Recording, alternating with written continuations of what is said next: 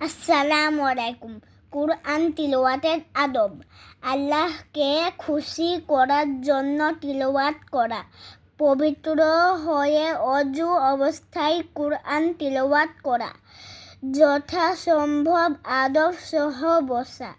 তিলাওয়াতের শুরুতে আউযুবিল্লাহি মিনাশ শাইতানির রাজিম বিসমিল্লাহির রহমানির রহিম পড়া।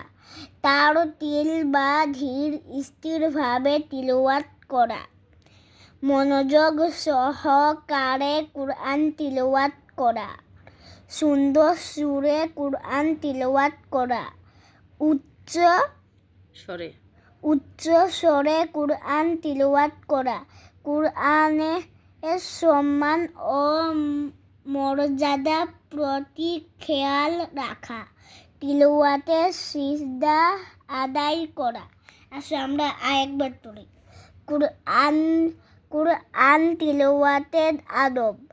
আল্লাহকে খুশি করার জন্য তিলাওয়াত করা। পবিত্র হয়ে অজু অবস্থায় কুরআন তিলাওয়াত করা। যথাসম্ভব আদব সহ বসা। তিলাওয়াতের শুরুতে আউযুবিল্লাহি মিনাশ শাইতানির রাজিম বিসমিল্লাহির রহমানির রহিম পড়া।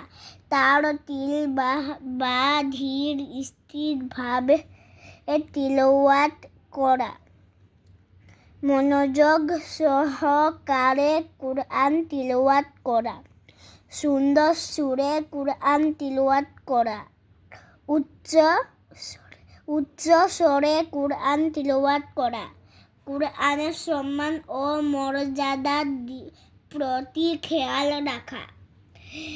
তিলাওয়াতের সিজদা আদায় করা।